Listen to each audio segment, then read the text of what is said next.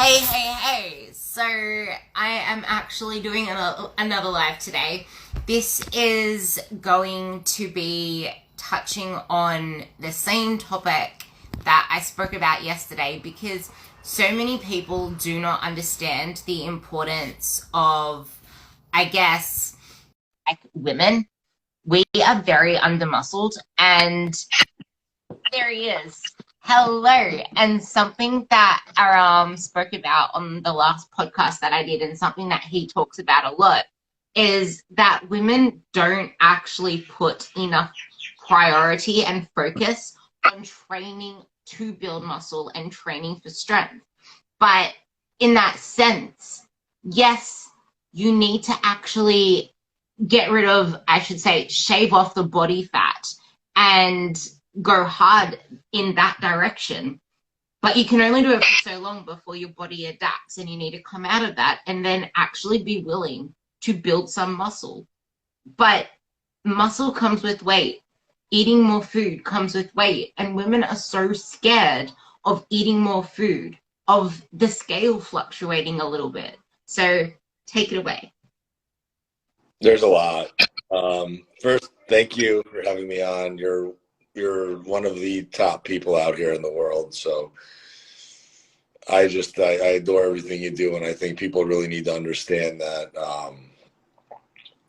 there are people who truly care about them, and they need to be able to source their information properly. And we, you, me, there's obviously a handful of us out there that are doing a lot of work to package this information in a way that makes it easily understandable for folks. But I think the magic bullet theory about nutrition and fitness being a one-dimensional thing is not true. So when it comes to something like strength training, people are always kind of looking for that one. What's that one thing that I'm missing that's holding me back from my results? Is it high reps, low weight? Is it high weight, low reps? Is it 10 to 12 reps? Is it squats to build my glutes? But is it hip thrusts? And we as nerds sit here and argue amongst each other about it. But then the average public, normal people, are watching us do this stuff on social media, so they don't know what to believe. And the reality is there's no one way to do it. I have my opinions on deadlifts that you may not agree with, and you have your opinions on chest presses that I may not agree with, but that doesn't mean that either one of those things is wrong. It just means that what I've seen work with people works. What I've seen not work with people doesn't work. So science and anecdotal evidence don't always meet at the same place. And it really is up to the individual to be crystal clear about what the fuck it is that they want to do.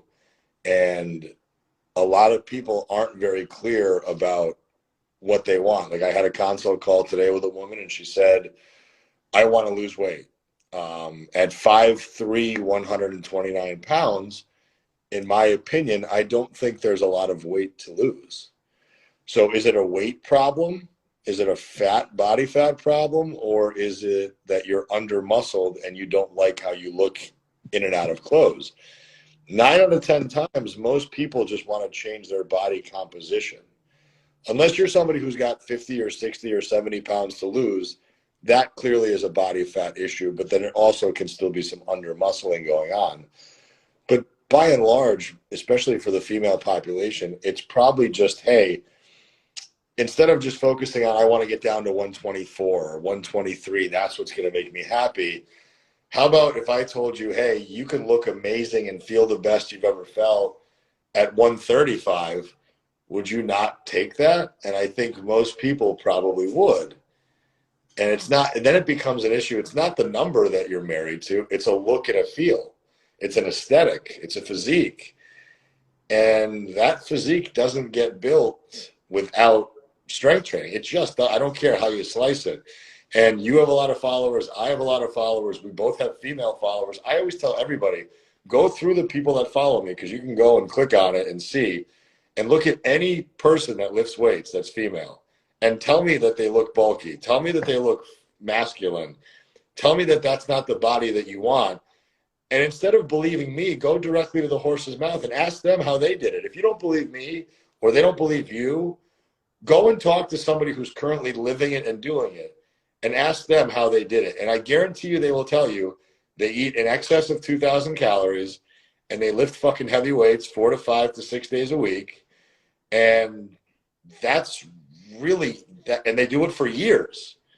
And it's not because they did it for 2 or 3 months that it worked. It's because they started 2 or 3 or 4 years ago and they never stopped. And that's why people don't succeed, is because they start doing something for a few weeks or a few months and it doesn't produce the desired effect. And then all of a sudden it's like, well, you know what? Fuck it. This didn't work. I'm done with it.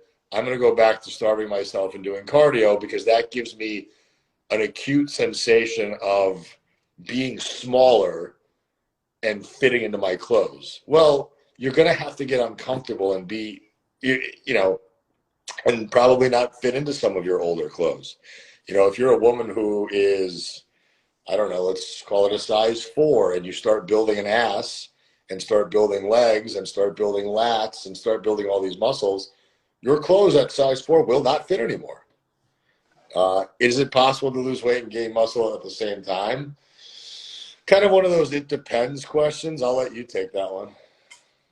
So for that, it really depends where you're starting at. If something that I realize is that a lot of people aren't actually training hard enough. They aren't training intense enough. They aren't following a structured training program. So when you actually start on a structured program, start training heavier and change the way that you have been training the last whatever years of your life, months of your life, and get, I wouldn't say go like really low calorie. I would say just be a little bit under your maintenance range. Eat plentiful protein, eat enough carbs, and you will actually see body composition changes like crazy. But the thing is, when I say like crazy, I mean in the span of a few weeks and a few months. It's not something that you're going to see in a week, see in 2 weeks. You need to give yourself time. And Ali! And the other thing to keep in mind as well is when you decide that you want to either lose fat or you want to gain muscle, it's not a weight on the scale. I'm going to repeat that one more time. The more that you stay married to a weight on the scale, the more that you are chaining yourself to a chair that is going to be harder and harder to move, because I was there.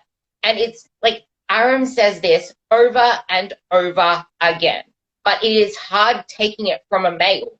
But let me tell you, I lift crazy ass weights and I lift heavy and I am not bulky. Like you can literally see that when I'm training, yeah, I may look like I have dense muscle, but in day-to-day life, I look like just that toned physique that most people want to look like. But it's not from doing excessive cardio. I don't even do cardio at the moment. I just walk. I get steps.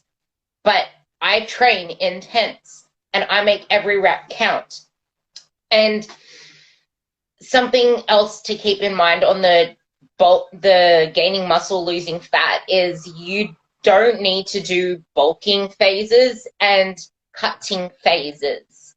You just need to eat enough to build, because it is really hard to go bulking. I saw like this post from Lane ages ago on the fact that people live in between, let's just slash all the calories and do stupid ass deficits, or let's fold. Like people are too scared to just eat enough to build.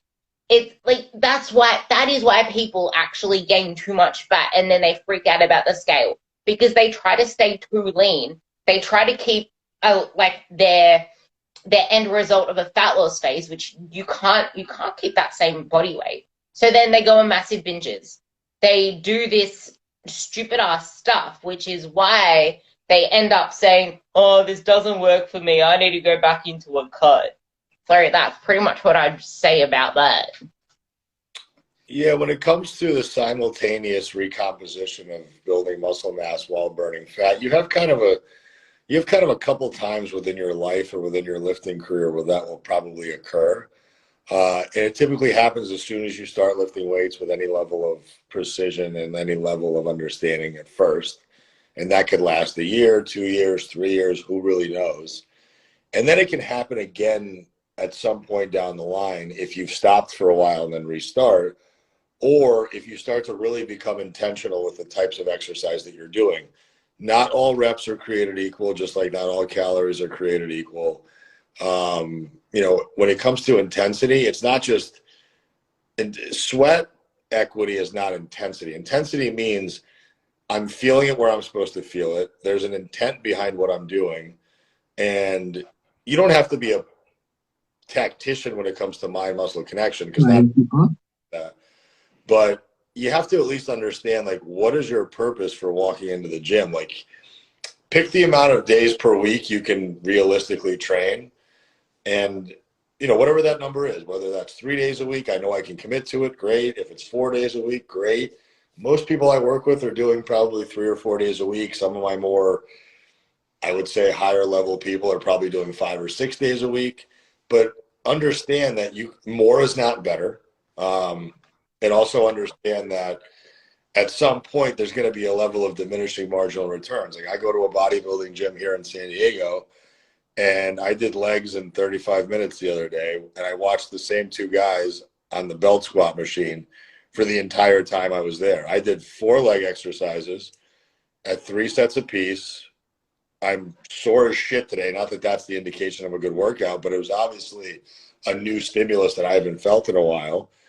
And I was able to be productive in 35 minutes because I know what I'm doing and I don't waste my time. Whereas I'm watching these 2 jamokes go for literally 35 minutes doing the same exercise over and over and over. And that's what people believe is better. Now, if you're eating 5,000 calories a day and you're on 500 milligrams of tren or testosterone or whatever else, yeah, maybe that makes sense. Maybe a 2-hour gym session 6 days a week will be very good for you because you have the drugs in your system and the food in your system to back it up. But if you're an average person and you're going to the gym 3 times a week, you better be very, very specific about what the fuck it is that you're doing in there, or else you're going to be wasting that very precious time that you already don't have, that you can barely commit to, and you're going to be doing all these exercises that you think are beneficial and swapping program to program every few weeks, as opposed to 3 days a week. I'm going to pick either push-pull legs or full body. I'm going to work on all these big movements that I know I need to work on, and I'm going to hammer it for 6 months and get real good at it. And if I'm not seeing any progress, and progress doesn't mean my body's going to immediately change. Progress means, am I moving better with less pain or no pain? Am I moving better in general? Am I lifting heavier than I did before? Am I able to move a little bit quicker and not take as much rest if I don't need it because I'm now cardiovascularly built up some threshold? So there's other ways to measure progress aside from just, holy shit, my bicep finally grew or my quad finally came in. Like, most average people are not thinking about those nuances. They're just trying to look at, am I physically better than I was before? You have to crawl before you walk, before you run. And there's no better place than the gym for that. I will say that what you just said is probably a step up from what a lot of other people think about, which is how many calories did I burn? How much sweat did I just create? How smashed do I feel? Like, if you're thinking that, then trying to focus on your physique is probably a step up. But actually zooming out and realizing that once you have something that empowers you in the gym and focus on getting stronger and all the other stuff that comes with it, you will actually not even need as much motivation to get there because you fall in love with the results. But I do want to bring back to the fact that fat loss and weight loss are 2 different things, because you may not see the scale move if your goal is body recomp. But you have to get to a point, you will get to a point, like I am, for example. I really wanted to bring me into this, so Aram kind of harps this home as well. It gets uncomfortable. I've been doing this for years, and I still can get really uncomfortable pushing my food closer to 3,000 calories. And anyone pushing their food to the higher end of whatever they need to build muscle and get to actually make some meaningful muscle growth, it does get really freaking uncomfortable. And I get moments, I will say this because I even want my clients to hear this. I honestly also get really uncomfortable in my stomach sometimes when I feel like, especially when I haven't had a good night's sleep, especially when I'm not digested, that I can easily start to doubt, oh my God, should I cut my carbs? Oh my God, I'm scared to actually do the carb increase I need to do. I can still get those thoughts.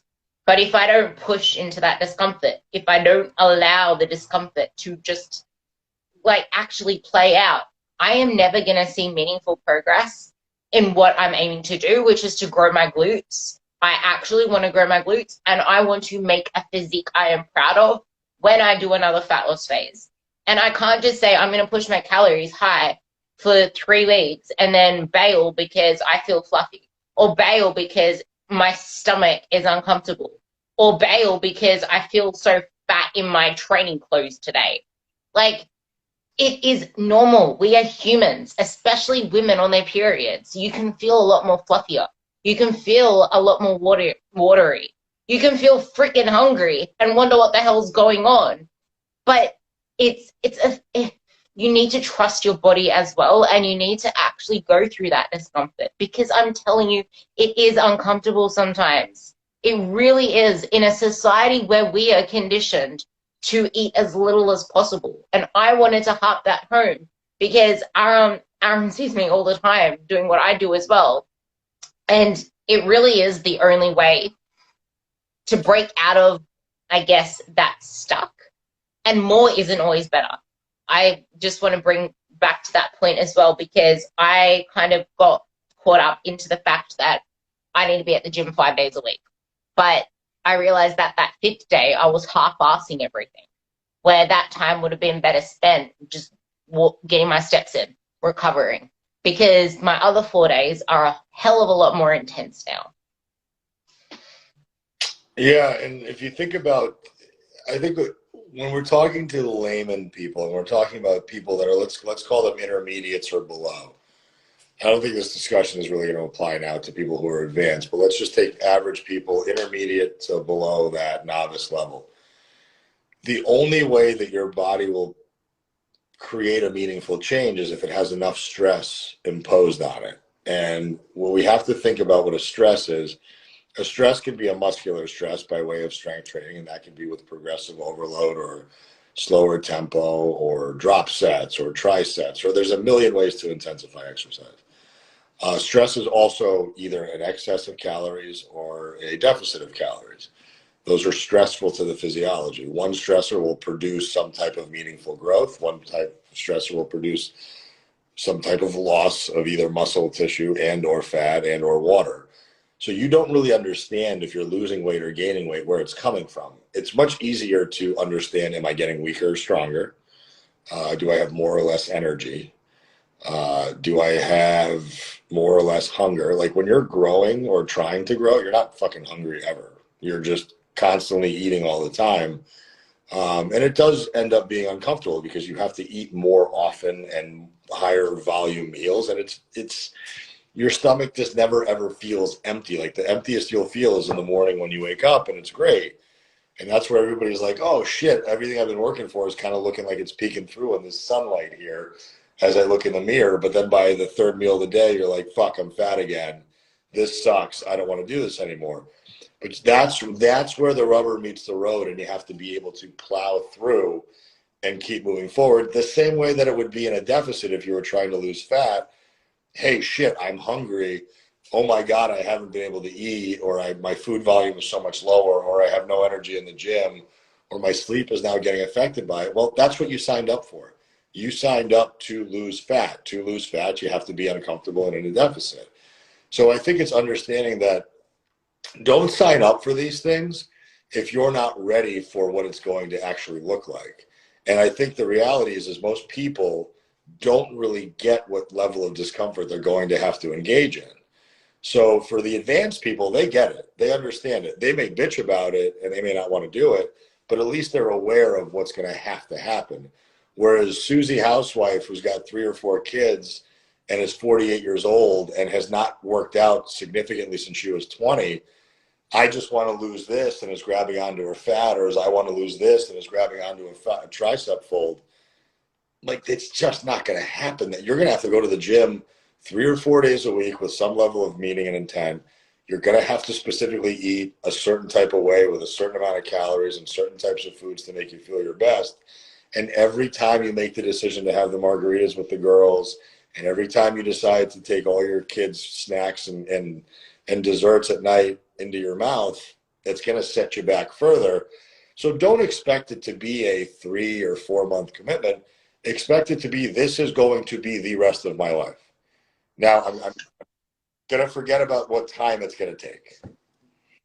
I do want to touch on that thing as well. It's not that hard for that whole year. This is the thing. It's the fact that you need to commit for at least a year. It's actually so much easier than you realize. You don't have to make all the sacrifices he said all of the time. But that's the unrealistic expectation that we put on ourselves because we think we need to be in those phases every single day, every single week of the year. It is that uncomfortable, and you will have to make those sacrifices in your fat loss phases. And that's why you do not fat loss phase for life, because you want to actually be able to have the mental strength to do those fat loss phases. You want to be able to say no, to be able to easily make your trade-offs because you know it's not going to last that long. So stop going into it thinking that it's going to be 16 weeks. When's it going to end? When's the next cheat meal? If you're going in with the premise that there's going to be cheat meals, you've already lost the game because there's never cheat meals. Your life is supposed to be a lifestyle. You go into fat loss phases when you want to get rid of the fat. You make trade-offs, you make sacrifices. And then you come out and then you live at maintenance. You live in a place that is sustainable for a longer period of time. You reinvigorate your social life. And the part that he is so good at harping home is your dream body has a lot more muscle than you think, which means your dream body is not the goal weight that you had when you initially started. But when you start, this is the other thing that a lot of people don't realize, is that you are allowed to shift your goalposts, because usually when we start a fitness journey, we have no idea what it entails. We have no idea how our body's going to respond. So we actually need to be okay with shifting our goalposts. When we start and we realize what it's going to take, when we realize, or even fall in love with strength training, okay, maybe you need to actually reconsider your goal weight, or maybe just get rid of the scale completely, because the scale is skewing up with your mind, and actually focus on the look that you want to get, which I'm a big proponent of fuck the scales, like stop using it. You can have the best relationship with the scale and still get up on your high horse because it's up one day. And you clearly know why, which is probably because you ate later than usual, or your digestion shit, or it's not fat, but you still let that dictate your day. Like, you can have the most logic reasoning and still be so emotionally attached to that scale. So just fuck it off and just use a mirror. Use how you feel and be okay with shifting your focus throughout the journey.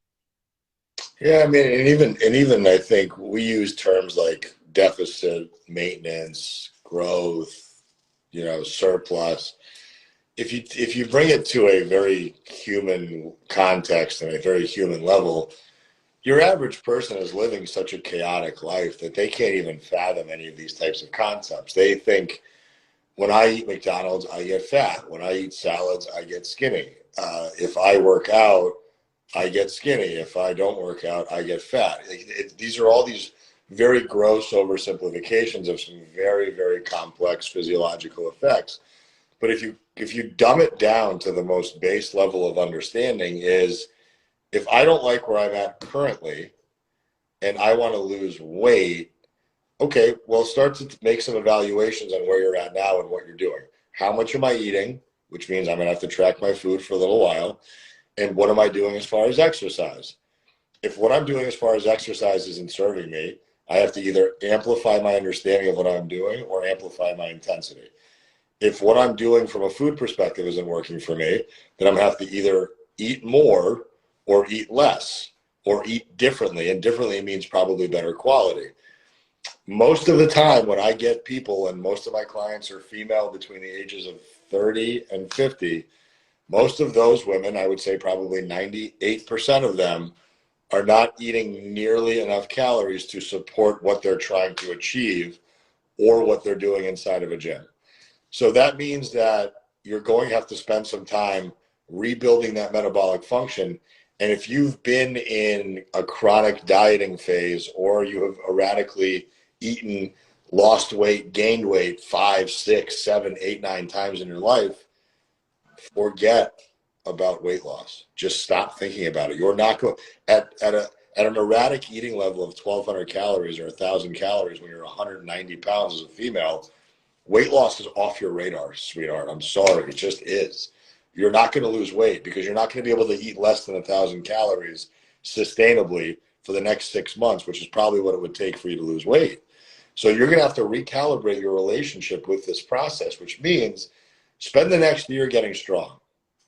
Spend the next year thinking about how your clothes fit and how your energy levels are and what your relationship with food is, and fall in love with the process of going to the gym, building strength, being more purposeful, eating higher quality foods that improve your digestion and your mood. And maybe after a year of doing that, you can start to explore things like the scientific reason behind a surplus or behind a deficit, because science doesn't apply to somebody like that anymore. It just doesn't. Their physiology is not responsive enough for them to lose weight safely. And all of these diets that exist that are hyper low or hypocaloric, they're dangerous and they're not sustainable. And at some point, you're going to get sick of it. You're going to get decision fatigue or activity fatigue, and you're going to throw your hands up and say, fuck it, like you did the last 15 times. And then the cycle will continue over and over and over again until you finally decide, from this moment on, I'm not going to worry about this little digital scale other than the one that's on my countertop. And I'm going to focus all my effort into being the strongest and most capable female that I can be.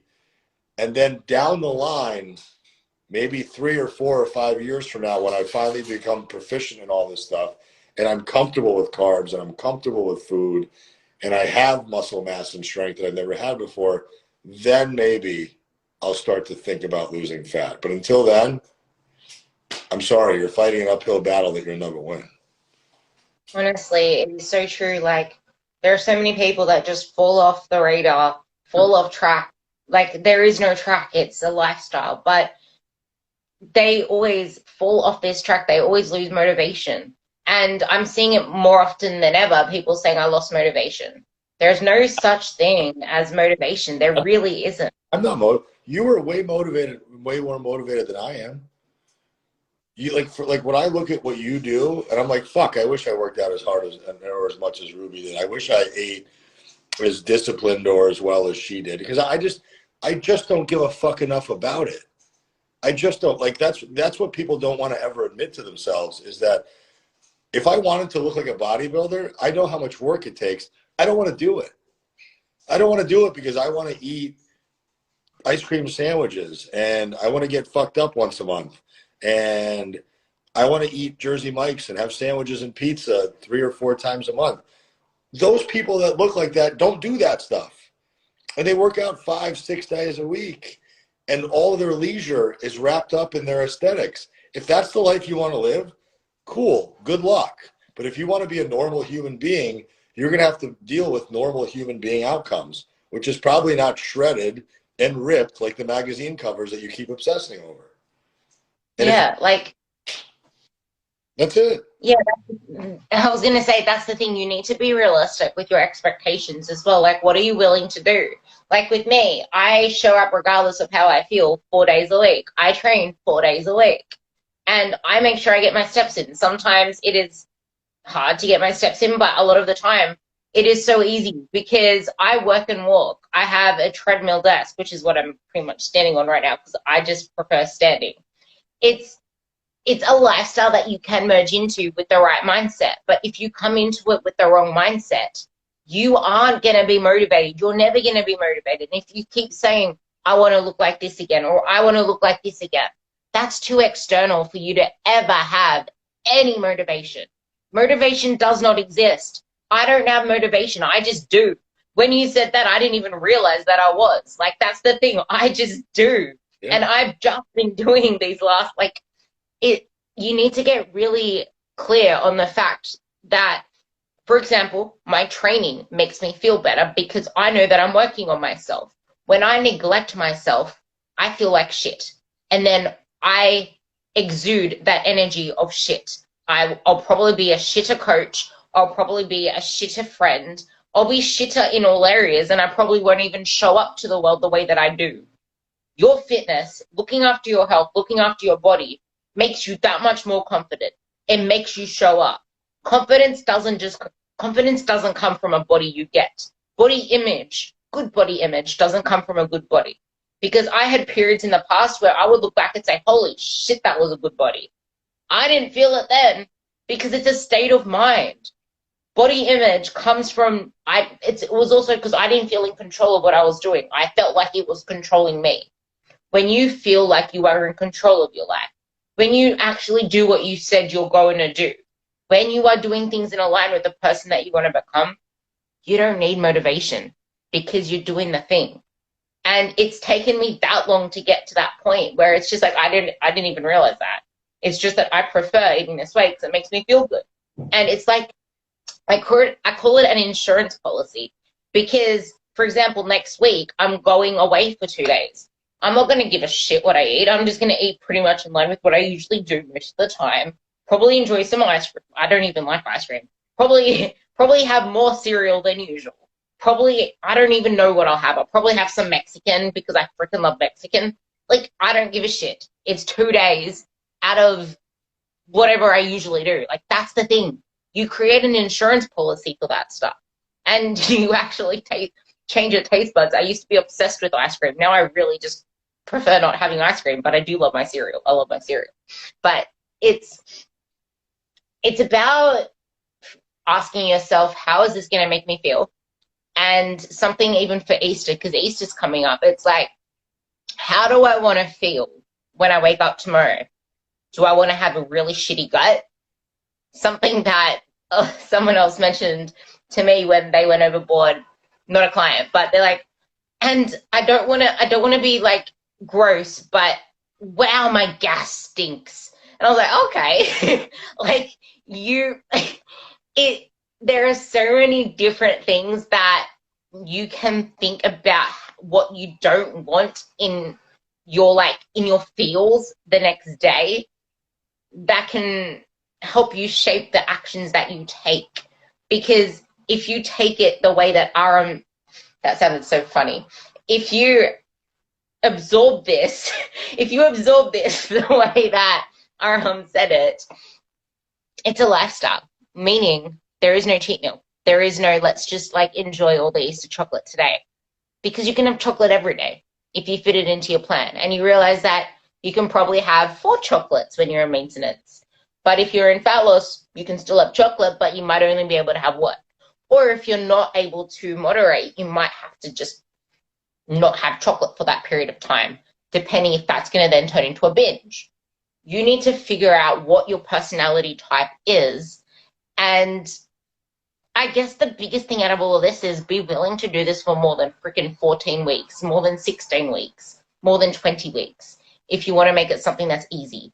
Because it can be easy if you stop wanting to get results yesterday. You can sum that up.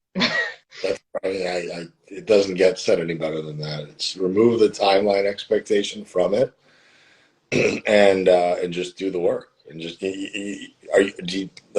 people work to be whatever how old they are. I think in America it's 65 to retire, but when you're 30, you're not thinking about being 65. You just work. You go to work, you make money, and you pay for the shit you want to pay for.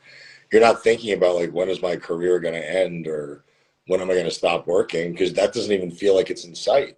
But everybody always has this magical end date when it comes to a physique transformation or a body transformation, whatever the case may be, and everything is promised in such a short period of time. Just stop worrying about it, and just do what you're supposed. You were put on this earth with one body, and if you're starting late in the game and you've accumulated a bunch of weight because you've neglected yourself, then just understand you're going to have a much tougher battle than somebody who's been paying attention to it since they were 25, right? If I started working out when I was 15, I was lucky. I enjoyed it and I fell in love with it, and now I'm here. If I was 40 and I started this process, sorry, who knows? Maybe I would not have liked it as much, and maybe I would have never really taken it up. So I don't know.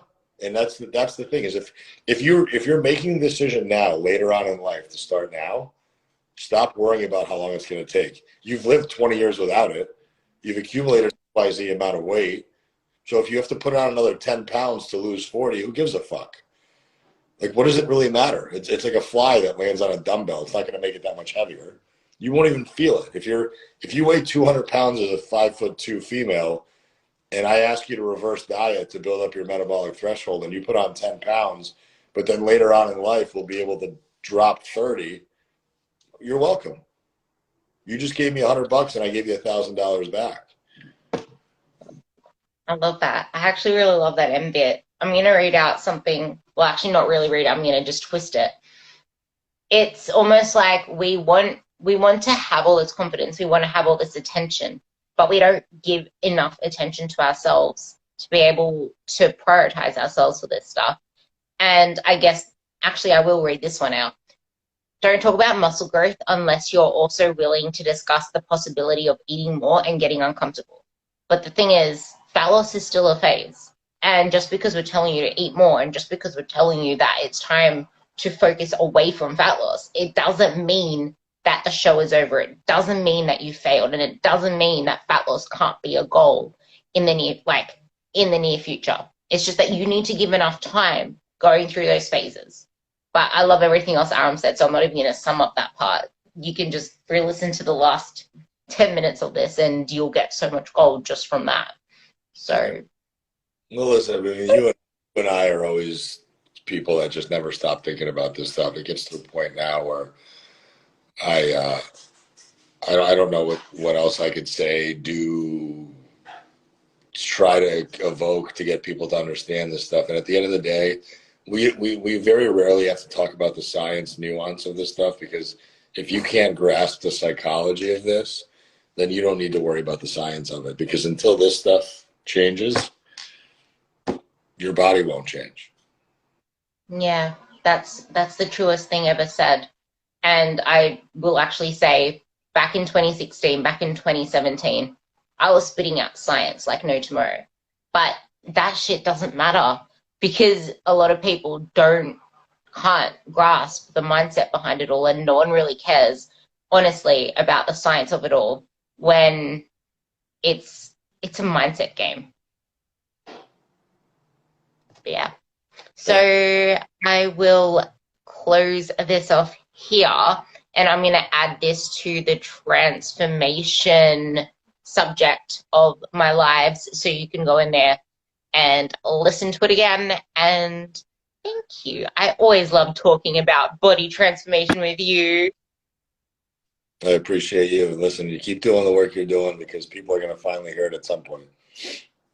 Yeah, you too. He says it so bluntly. Like, honestly, if you check his page, if you check my page, we keep shit simple. We make it so you can absorb it and apply it. And we show you in the most simple terms how to actually get the body you want, if you're patient enough and if you're willing to actually just make a small change. Just make a small change, because then that multiplies itself. Thanks, Rube. Bye. I'll see you.